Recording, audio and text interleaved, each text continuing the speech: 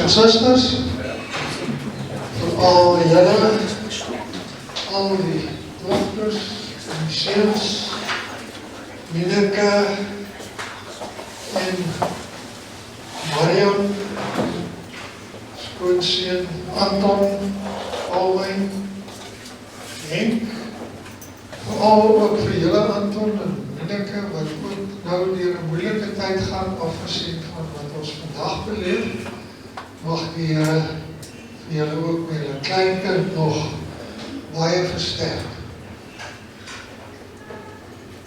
Ons begin in die naam van die Here. Ons hulp is in die naam van die Here. Hy het hemel en aarde gemaak en hy sal nooit die werk van sy hande laat vaar nie. Ons bid nou, mag die genade van ons Here Jesus Christus en die liefde van Christus en die teenwoordigheid van die Heilige Gees ook hier troostend teenwoordig wees. Ons gaan begin deur saam te sing uit 'n skrifbrein 11:4, dit is die braaitjie. Salig die wat arm voor God is, hulle erf ons koninkryk. Skrifbrein 11:4, ons sing die eerste en die tweede vers.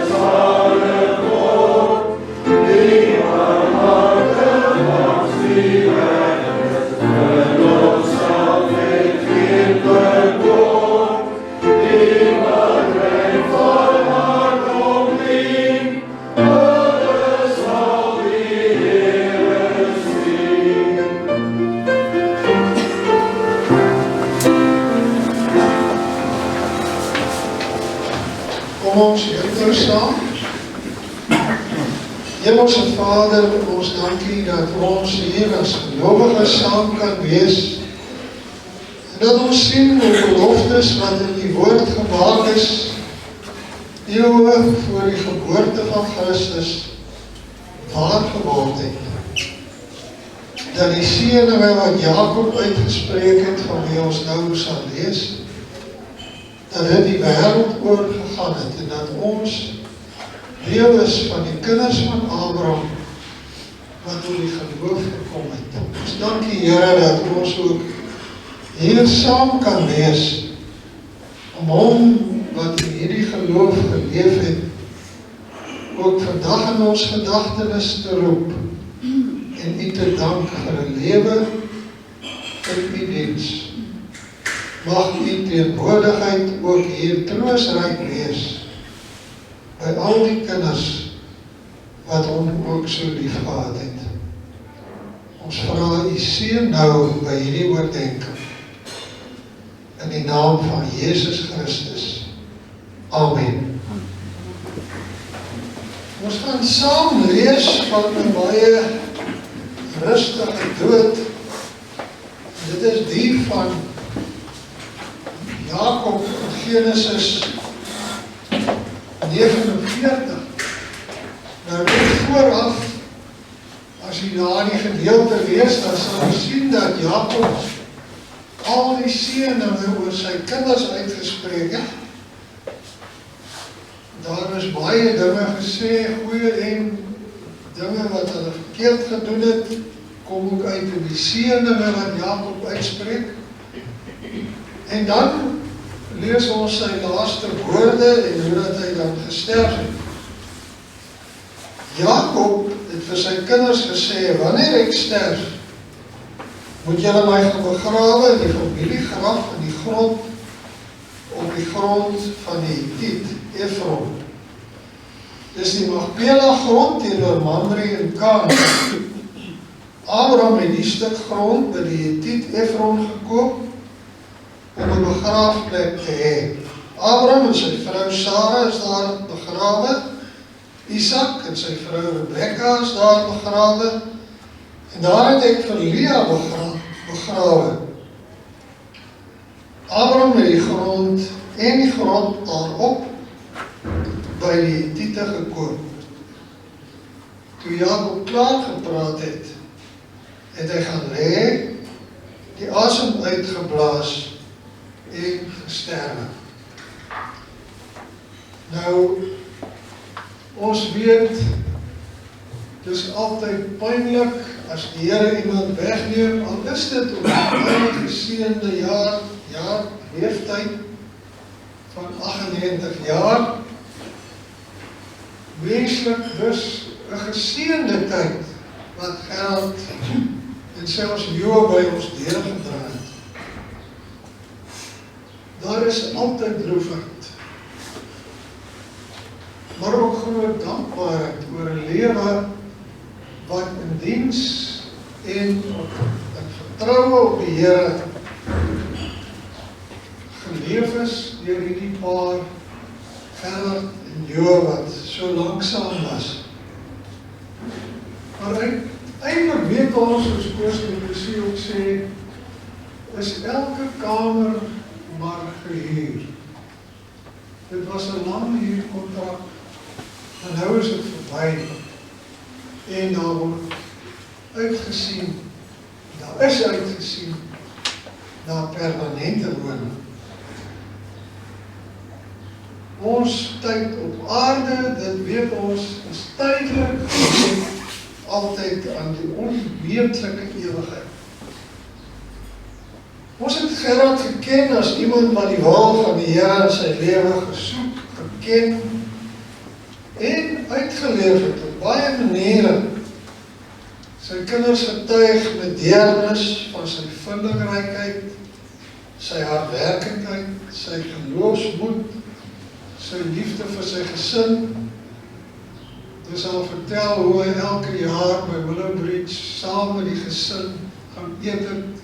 Die kelders het hom later daar geken, maar dit het gegaan oor die familie. En terwyl ons nou vandag oor die dood van iemand wat vir ons 'n voorbeeld was, nadink, kom ons kyk as na Jakob se sterwe. Daar's baie goeie dinge wat ons oor Jakob kan sê, maar ook 'n slegte werklikheid wat hy beleef het, wat in sy lewe en die van sy kinders na vore gekom het. En dan beskryf die Bybel vir ons sy laaste oomblikke. Toe Jakob klaar was met sy opdragte, het hy sy voete in sy bed opgetrek, sy laaste asem uitgeblaas en gesterf. Dis amper soos Mineke dit beleef het, hier saam met haar pa in die siekeboeg, stil heen gegaan. Maar nou weet ons, die dood is altyd 'n smartvolle skeiding vir julle as gesin, vir ons almal wat hom geken het. Toe Jakob gesterf het, is daar volgens die gebruik van daardie tyd so iets soos 30 dae gerou. En ons lees hoe Josef amper ontroostbaar gehuil het oor sy pa se dood.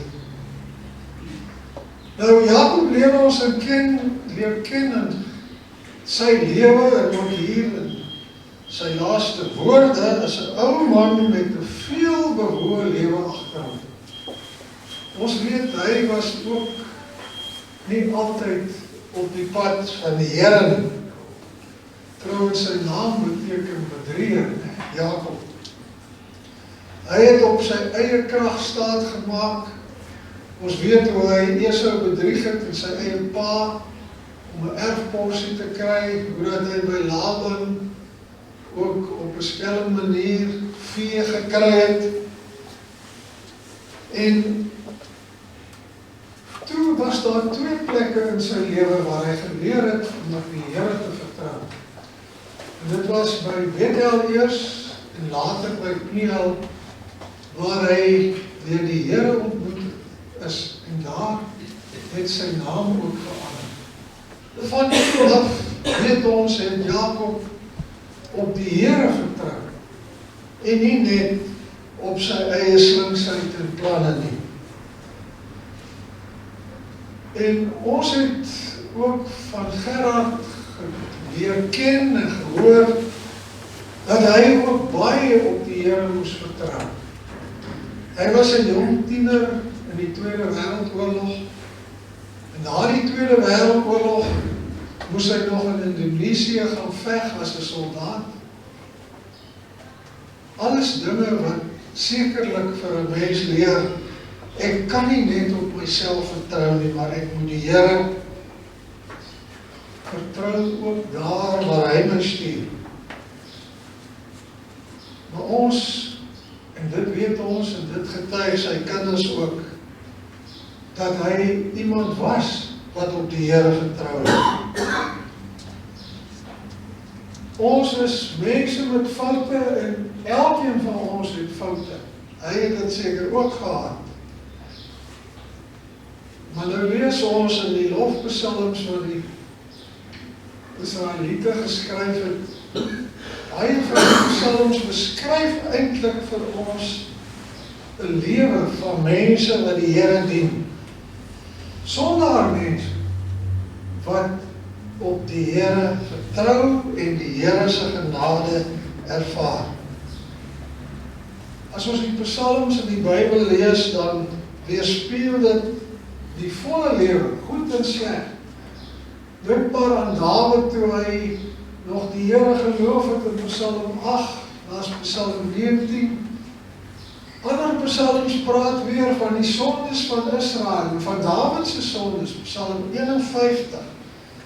Psalm 78 handel oor die sondes van Israel. En in die seënuitsprake wat Jakob hier oor sy kinders uitspreek, sien ons ook seënwoorde sowel as die gebrokenheid van die lewe. Dit wat elke gelowige se lewe kenmerk. Ongetwyfeld dat julle as familie ook die tye beleef, dat dit nie altyd so voorspoedig gaan met 'n mens se geloof. Daar is ook twyfel en tye. En ek glo Gerard sou dit ook van homself ons gesê het in sy hart. Want wie is immers sonder sonde en sonder onsekerheid? Ek glo daar is in 'n mate, of was in 'n mate onsekerheid toe hulle na Suid-Afrika gekom het hier in die 50er jaar. Nou as ons nou Jakob se uitsprake oor sy 12 seuns hoor, dan net voor sy dood, is daar baie wat 'n groot teleurstelling ook vir hom moes wees. Ek noem net 2, maar ek kan die ander geen uitsprake van Jakob lees. Hy het iets oor al 12 sy kinders gesê. Ruben was 'n seun van gewelddadigheid. Sy seun Dan het dikwels bedrog gepleeg. En al die seuns, weet ons, het saamgespan om Josef te verkoop. En so kan elke ouer seker ook in sy eie kinders, julle kinders se lewens ook, soms die teleurstellings beleef, maar ook die mooi tye. Ons is maar feilbare mense. Een van ons sangers sê, ons is maar grassaad. Die Bybel sê, die Here weet waarvan ons gemaak is. Hy hou dit in gedagte dat ons stof is. Die mens, sy lewensduur is soos die van gras, soos die van 'n veldbloem wat oopgaan. As die woestynwind daaroor waai, dan is dit weg. En sy plek is vir altyd leeg. Maar gaan Psalm 103 voort. En dit is belangrik. Ons staan nie net by die grassade en die koeiende blomme stil nie. Onverganklik is die liefde van die Here vir die wat hom dien. Sy trou vir opeenvolgende geslagte. Hier sit die opeenvolgende geslagte. Hier is seker ook kleinkinders wat ook vandag tree. Ons is so dankbaar vir dit wat Gerrit kan nalaat. Al is ons feilbare mense. Die Here het hom en sy gesin gehelp om deur sy genade op die regte pad te bly.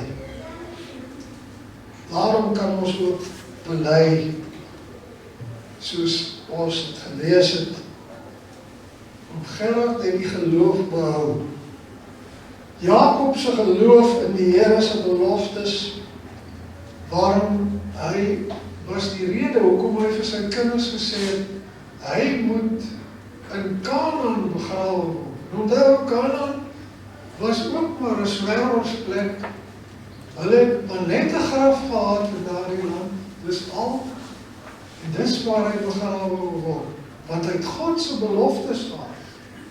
Daardie land sal eendag aan sy kinders behoort. En onthou, dit was maar 'n aardse land, waarna al die Israeliete uitgesien het en wat hulle later beerwe word. Maar in Hebreërs word die geloofshelde almal genoem, hele klomp van hulle en ook Jakob. En dan sien ons, hulle geloof was nie net gerig op 'n stukkie grond vir 'n graf, selfs ook nie gerig op net 'n aardse Kanaan. Hulle het iets veel groter gesien. Ons lees dit in Hebreërs 11 vers 39. En hoewel daaroor hulle almal op grond van hulle geloof met soveel lof getuig is, het nie een van hulle ten volle gekry wat God beloof het nie. Die rede daarvoor, sê die Bybel, is dat God met ons in gedagte iets beters beoog het. Met ons in gedagte praat hy van al die medegelowiges. Met ons hier in gedagte het die Here iets veel meer beloof. En ons kan byvoeg, sonder julle wat glo en sonder hom Gerard en sonder elke gelowige vandag sou die belofte nie volmaaktheid bereik het. Broer Gerard weet ons het hierdie geloofsvisie gehad toe hy na Suid-Afrika gekom het in die 50er jare. Hier was 'n toekoms vir 'n land wat mense met nuwe vaardighede nodig gehad het. Dit het baie swaar gegaan in Nederland in daai tyd, en hier is van julle, baie van die kinders hier vandag, wat het weet. Ons het gesê, Gerard moet selfs 2 oorloë beleef. Een as 'n tiener, en die ander as 'n soldaat. En toe hy en deel na Suid-Afrika gekom het, was dit in die geloof van 'n nuwe daaraan wat wink vir hulle op aarde, maar met hulle saam met hulle gedra die geloof in 'n hemelse heerlikheid. Die geloof wat hy met sy kinders gedeel het en vir julle almal wat met hom te doen gehad het. Julle getuig van die geloof van Gerard en Jose opvoeding. Psalm 103 vers 17 praat van die liefde van die Here wat altyd daar is van geslag tot geslag. Psalm 1 praat van 'n boom wat by waterstrome geplant is en wat sy vrugte gee. Die nageslag, sy vrugte is vir ons en vir die toekoms bedoel.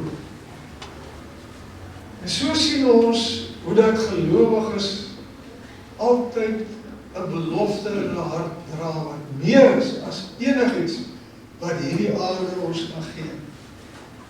Ondanks Jakob en sy familie se vorige foute en oortredings, het God sy volk na die beloofde land laat teruggee. Eeue na Jakob se afsterwe.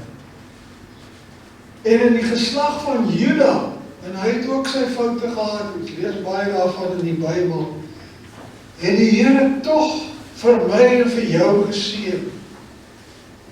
Juda was geen sondelose seun uit die stam van Israel, maar hy was die stamvader van die Here Jesus Christus self. So het hy na ons wêreld toe gekom. Daardie hoop wat ek hoop in elkeen van ons wat gelowig is leef, om daardie hoop lewend te maak en lewend te hou. Oor hom het Jakob voorspel oor Juda. Hy sê, Juda sal heerskappy ontvang en die nasies sal aan hom gehoorsaam wees. Juda se nageslag, dis Jesus. Die Bybel is vandag in meer as 1000 tale vertaal. Hoe het daardie belofte nie waar geword nie? Mag julle as gesin vandag wat 'n dierbare pa aan die graf toe vertrou, daardie troos, hy het die vrugte van die geloof gedra, dit is sigbaar in julle en in baie ander mense se lewens. Mag dit ons troos wees vandag. Amen.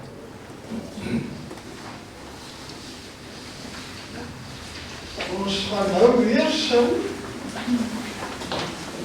En dit is Psalm 103 waar ons aangehaal het. Psalm 103 vers 3, 8 en 9.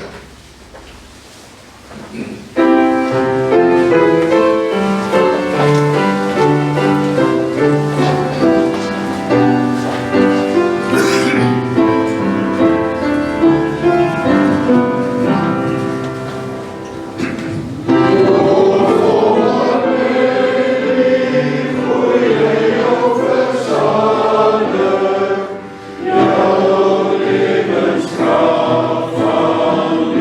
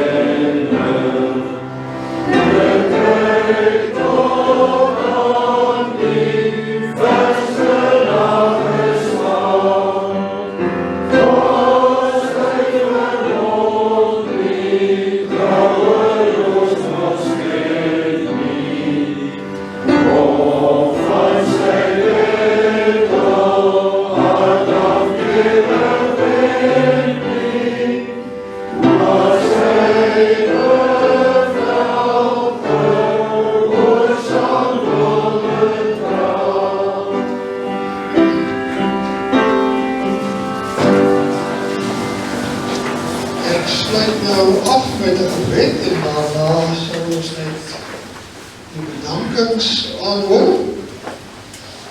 Ons Hemelse Vader, ons dankie dat ons mekaar hier kan vertroos in die wete dat U liefde wat in Christus na ons toe gekom het,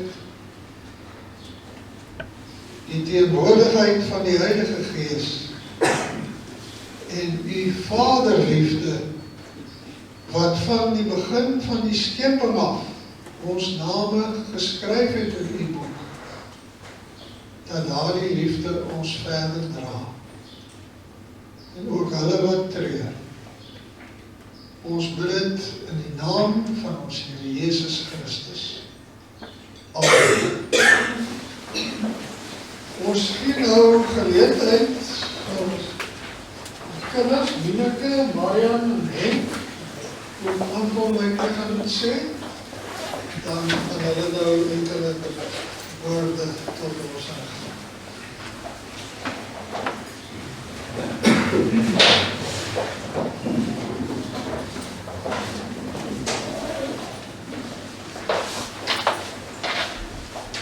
Gebore op 14 December 1926 in Elburg, Nederland.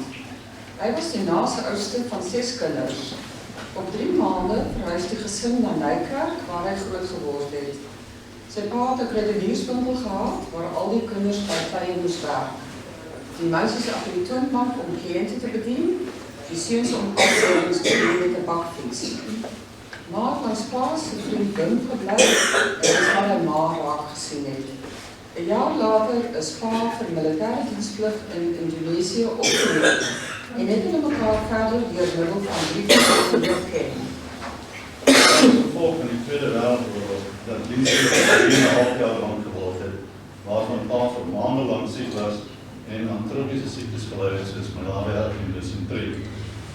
Die tydperk in Indonesië en die oorlog was 'n baie groot en ook 'n grootste deel van sy lewe. En al die oorlogsstories wat pa vertel het, die mense geweet dat die oorlog 'n geweldige indruk op hom gelaat het. Pa vertel dat hulle met die terugkoms na Nederland baie swaar beleef gehad het en dat hulle vir 'n week buite die hawe moes wag voordat hulle aan land kon gaan. Na meer as 3 jaar in Indonesië sou mens dink dat almal aan boord behoorlik aan edge sou gewees het om nog 'n week te moes wag. Maar dat was eigenlijk die ekonomische situasie in Nederland na die oorlog was so breed dat die troepen net maar niks geskeel het. 'n Slegte ekonomie het pa egter nie gekeer om gou verloof te raak en te trou nie.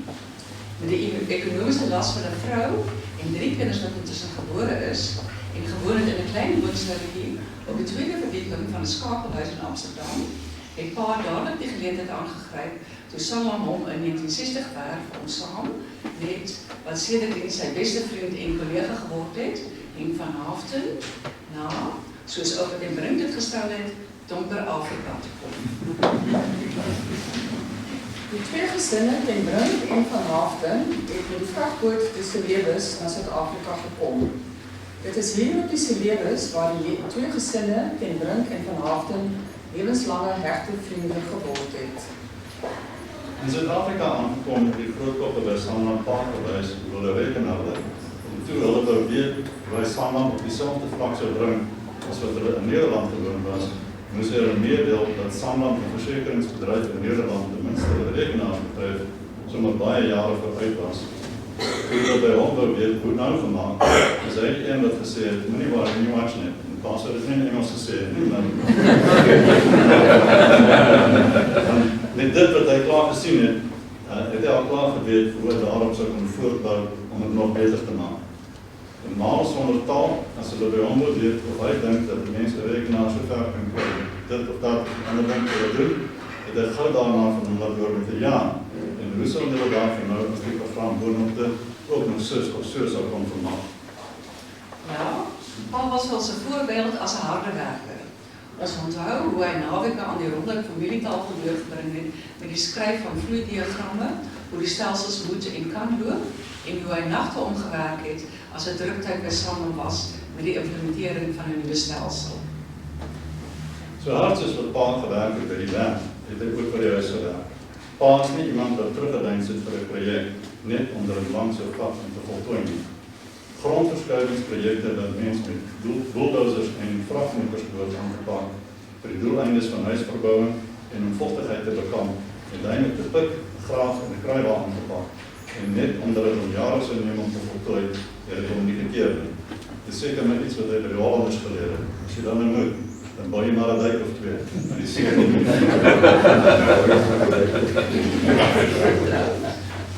So waar die Kenridge huis wat op 'n koppie gestaan het, aan die onderkant uitgehol, oor min of meer die helfte van die grootte van die huis. Dit moes die fietse huisves, was sy manhole, waar hy Maasie en Malje juweliersware wat sy gemaak het, geskuur het, en was stootplek vir oortollige voorraad en allerlei dinge wat nog nie weggegooi kan word nie. Omdat die huis houtvloere gehad het, was alles wat in die huis aangegaan het, hoorbaar vir pa wat ondergegrawe het. Een aand baie laat hoor pa hoe 'n bekommerde Bert vir ma sê, "Man, pa gaan hom nog morsdood werk." Uitgrawings en programme skryf was nie al waarin pa hard gewerk het nie. Hy het die nimmer eindigende taak op hom geneem om elke herfs die garagepad en stoepe vry te hou van die akkerblare wat elke dag geval het. Dit was dus vir ons van pas om 'n akkerblaartakkie as agtergrond op haar se begrafnisbrief te gebruik. Ek wil net byvoeg, daar was 3 akkerbome en pa het elke dag gesê hy gaan dit afsaag en hy het nie en hy 3 bome staan vandag nog daar. Na so 'n alledagse werk, het niks liewer gedoen nie as om 'n glas yskoue droë witwyn te drink. Hy het dit sonde gevind om 'n hele bottel oop te maak vir 'n glas. So toe die 5 liter sandkaasboksies uitkom, was dit die oplossing van daardie probleem.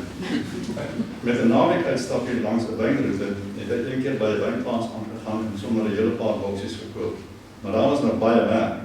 Die dame kyk hom half skeef aan oor die hoeveelheid wyn wat hy aankoop. En pa kyk haar toe net so aan en hy sê, "Ja, en dan ek kies, ek koop gewoonlik maar wyn vir die hele week op my slaap."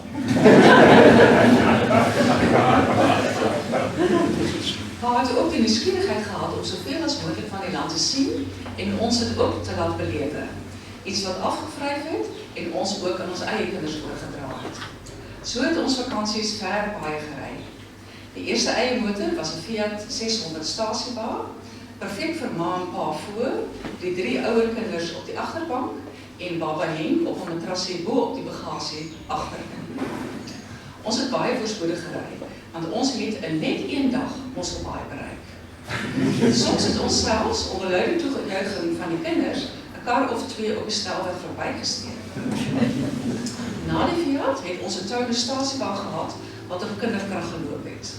Die tannies wou, toe hy ouer geword het, nie meer self start nie, dus moes pa altyd op 'n hoogtetjie stil hou dat ons die kar aan die brand kan stoot. Ons onthou maar te goed, toe ons die groot luxe Chevrolet Constantia gekry het, dat ons omtrent die land vol gereis het. Met 4 kinders agterin op die landpad, hou die vrede nie baie lank nie. Na pa se vlek, soos hy dit genoem het, dan uitgeskiet het en iemand skuldig of onskuldig getref het, was het weer stil vir die volgende paar kilometer. Daar was altyd baie spesiale gesinstradisies wat ons as kinders koester. Menige Saterdag aand na ete is pa lus vir 'n braai roomys en dan ry ons na die Dairy Den in Rykofee en daardie lus te bevredig. As ma met haar Emalie juweliersware verkope 'n goeie maand gehad het, pa gevoel dit moet beloon word met 'n uitete by die Spur. Na pakkies aande op 24 Desember het pa ons uitgeneem om te gaan liggies kyk in Kaapstad. Dikwels op Sondagmiddag toe sommer net 'n ent gaan ry en halfpad gestop vir 'n koeldrank, koffie of 'n bietjie grondboontjies met rosientjies. Op wintersaande was dit altyd so gesellig by die huis as die kag gebrand het en die kinders op die eetkamertafel huiswerk gedoen het, dis maar nou. Maar besig was met die ietsie en daar ietsie gelees. Pa was nie 'n gewillige toespraakmaker nie, maar was wel ingelig oor veral politiek en geskiedenis, omdat hy 'n vurige leser was. Autobiografieë kon hy nie weerstaan nie. So moes Henk en die klein kinders met menige geleentheid die dikste volumes boeke van oorsee af vir hom saambring. Solank ons kan onthou, het pa elke dag die burger gekoop en deurgelees van voor tot agter. Vroeger jare het hy op pad werk toe, wanneer die koerantman nog nie daar was nie, maar die hoop koerante is al afgelewer, sy 5 sent op die hoop gelos en die koerant geneem. Later is die koerant afgelewer by die Cambridge Huis, toe by Clarendijn Aftreeoord, en later by die voordeur van Huis Boland, waar hy dit vroegoggend gaan haal het. Later is dit afgegee by G6 van Huis Boland, en die laaste tyd by die versorgingsafdeling van die tehuis. Daar het hy dan graag in 'n stoel gesit wat hy homself toegeëien het in die sonkamer van die verswakte afdeling. Soveel so, dat as iemand anders in die stoel gesit het, het hy mooi maar ferm laat verstaan, is eintlik sy stoel. Praat ons geleer dat wiskunde eintlik niks met slim wees te doen het nie, maar alles gegaan het oor oefening, oefening, oefening. Hy het, toe hy vir sy eksamen moes voorberei, elke vraagstel moontlik waarby sy hande kon lê, uitgewerk. Daar was dus nie meer 'n enkele vraagstuk wat hy onmiddellik herken het en dadelik kon doen nie. Hy het dan ook volpunte vir sy wiskunde eindeksamen behaal. Wie anders dan as om ons slim pa, wat nie slim was nie, te vra as ons iets in wiskunde nie verstaan het nie. Maar ook weer, dit het meestal in 'n tranendal geëindig. As ons aan hom 'n vraag stel, wil hy eers die boek sien om te kyk hoe die tipe probleme in Suid-Afrika opgelos word. Hy het dan een kyk gegee en sê dat nee, dit word hopeloos te ingewikkeld verduidelik. Sy opdrag was dan, vergeet alles wat jy geleer het en volg my. Dit het nooit gewerk. Van tradisies en gewoontes gepraat, dit was 'n absolute instelling en vir die Sanlam-personeel wat baie bekend is dat pa en sy vriend om Henk middagetes eers hulle broodjies op kantoor geëet het en daarna in die somer 'n paar lengtes in die groot Sanlam swembad gaan swem het en in die winter in gaan stap het. Een keer het dit gebeur dat om Henk in vakansie was en pa sy kans waargeneem om met 'n aantreklike jong dametjie te gaan stap, tot groot skok en skiet van al die ander Sanlammers. Eers het hulle agter hulle hande daaroor gepraat, maar later het Henk op die moed in mekaar geskraap om met pa daaroor te praat. En dat het meneer ten Brink dan vir homself te sê, as hy 'n vrou en 4 kinders het, en dan so iets aanvang, baie verantwoordelik was pa. Dis my dogter.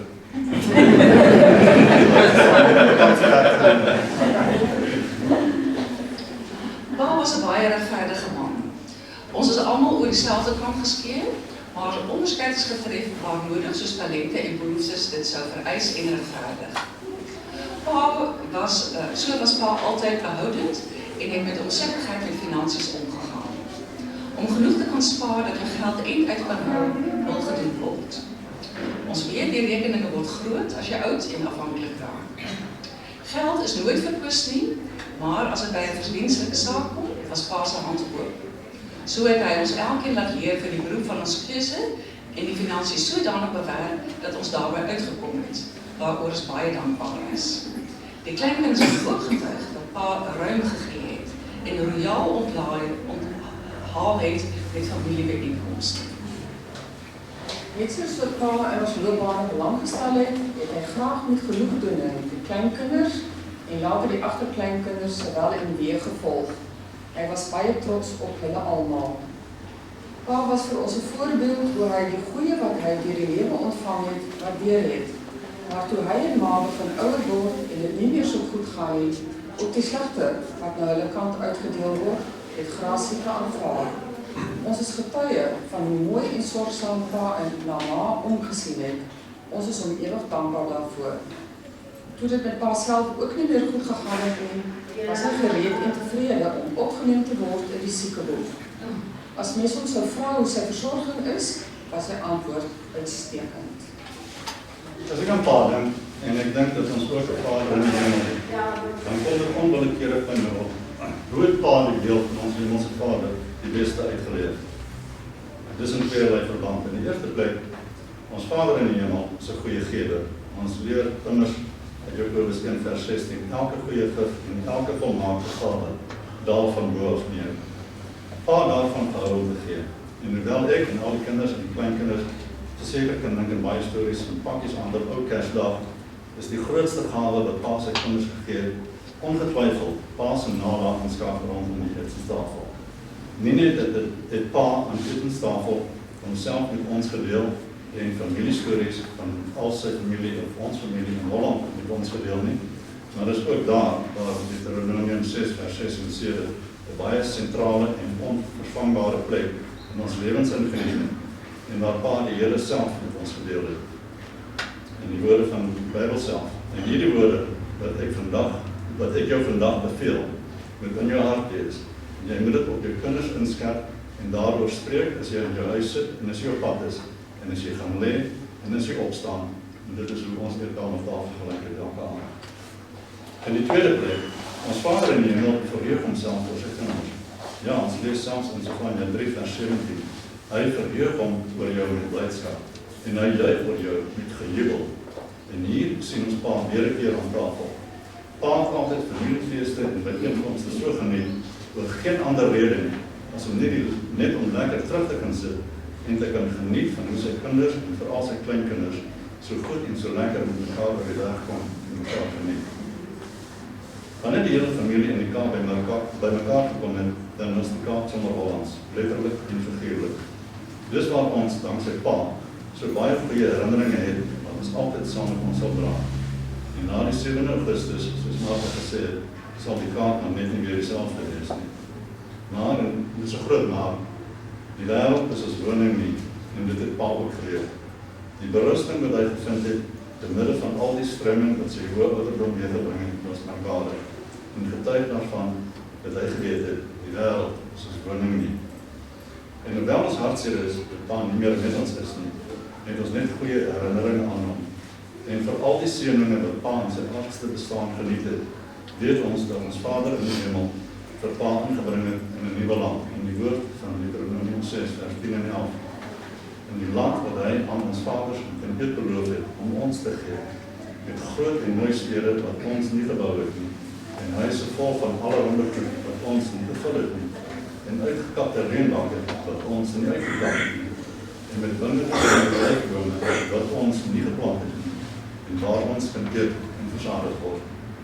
Soos ons geseënd was om 'n Pa soos Pa te gehad het, toe hy nog met ons was, weet ons dat Pa nou 'n baie meer geseënde lewe het, nou dat hy nie meer met ons is nie.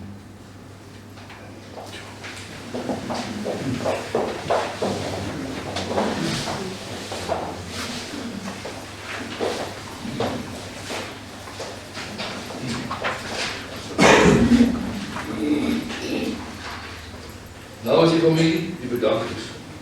Eerst is natuurlijk aan allemaal wat hier is. Baie dankie. Vir julle belangstelling, vir julle ondersteuning, vir julle meelewing. En is nog ver soms. Ons het selfs 'n American ingevoer.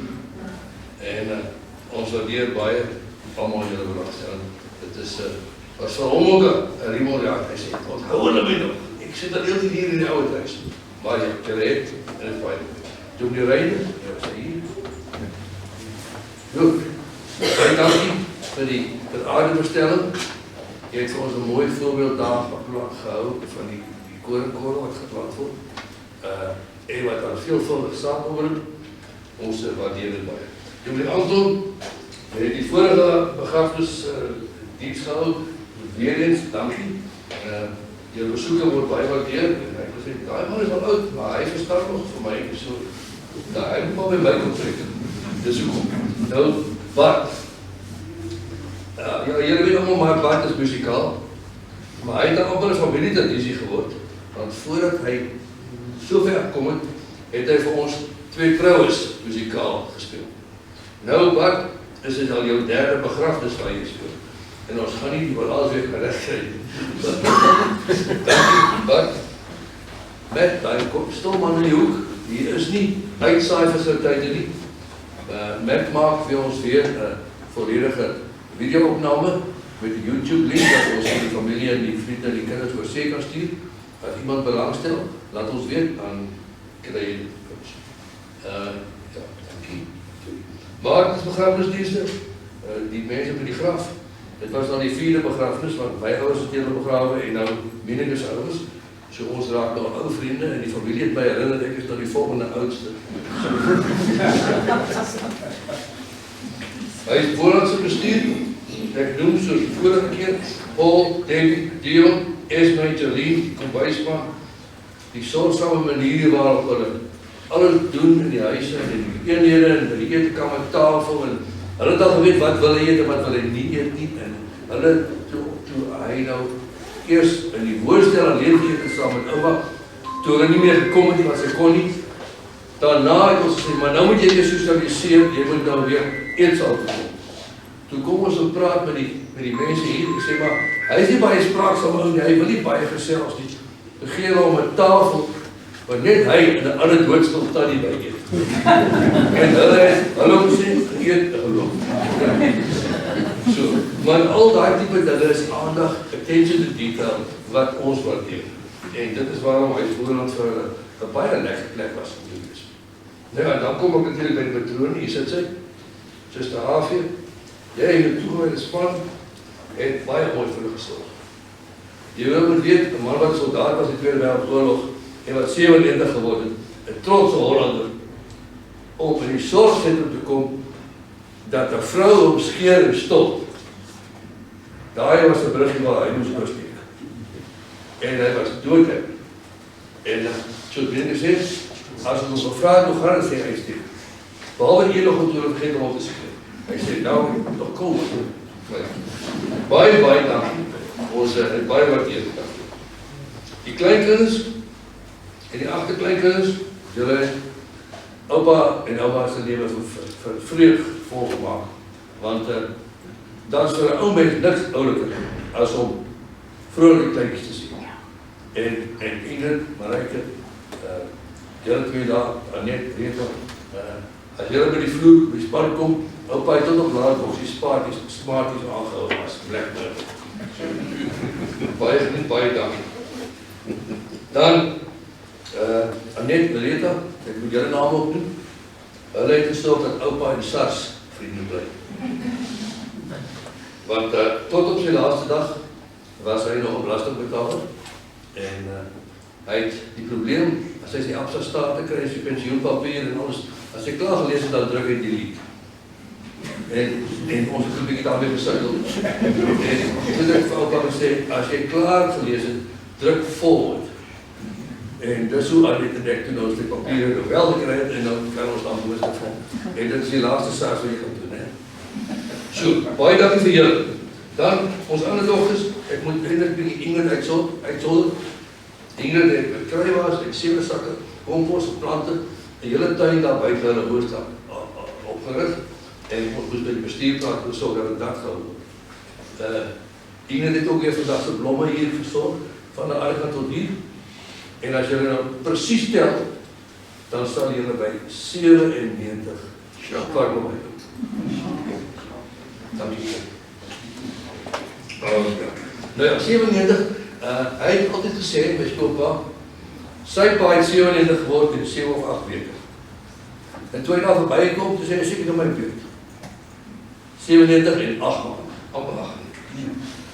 So, dan, nou moet ek ook iets sê voor sy oudste dochter. 3 keer 'n week was Binneke hier, elke vrydag moes sy lysie ontsyfer wat hy op 'n donderdag ge-e-mail het. En die lysie altyd geëindig met sjokolade. En dan was altyd 'n item op die lysie, sip. Dan moet Binneke bel, en nou, wat is sip? Hy sê, kyk, jy verstaan nie skeersip. So, dus Binneke elke vrydag die checker 60-60 job doen, en vir hom allerhande goed bring, en die week natuurlijk allerhande dinge, tante, hoogarts, radioloog, dokters, pille. Ek kan dink, miskien sê, as allemaal die Bybel aanhaal, ek dink Binneke was vir haar pa, soos rit van 'n koe. Dankie Binneke. Dan kom ek nou self by pa Gerrit. Hy het 'n uitgebreide familie, 11 kleinkinders, 20 en 'n half agterkleinkinders. En ek het getel, toe word ek herinner aan die half. Julle moet 'n bietjie wag. En dan sy tradisionele Asser Willowbridge funksies waarvoor ons hom moet dankie sê. Want hy was eintlik 'n familieanker. Hy het gesê, Anton, deel daai lang tafel en nooi almal. En dan was tot tussen 13 en 16. En dan was ook in die Asser en oupa het by die kop gesit en die Heerspos het gekyk. En hy wil almal daai. En ja, ons kan vir hom dankie sê vir die familiebande wat ons almal hier staan. So lekker ervaar. Onder mekaar. So, ja. En hy het natuurlijk 'n baie goeie voorbeeld vir ons gestel. Van gelowigheid. Hy en die katekisme beter ken enig wat ons geleer het. En hy het ons op sy jonge dae in debatte uitgelok, Sondag as 'n braai, om stem jy nou saam met, en dan het hy iets gekwoteer, en dan moes ons antwoord gee. So, ons het hom baie geniet, hy was 'n besondere rolmodel, hy het selfs Sanlamse aktuaris uitgepresteer met sy leeftyd, want die pensioene daar nie bygehou nie, en ek dink, sommer nie so ver gesprek nie.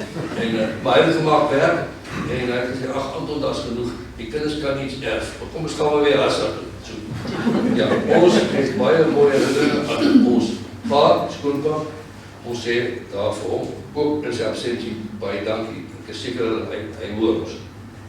Dan kan ons nie eindig sonder om ons hemelse Vader baie dankie te sê.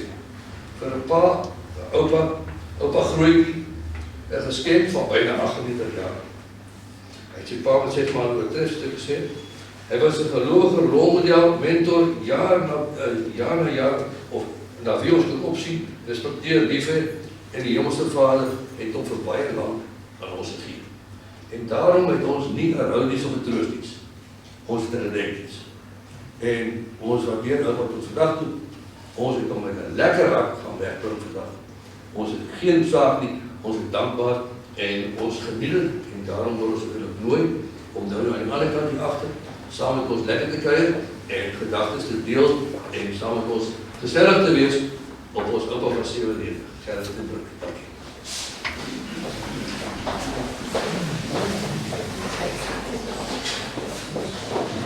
Thank you.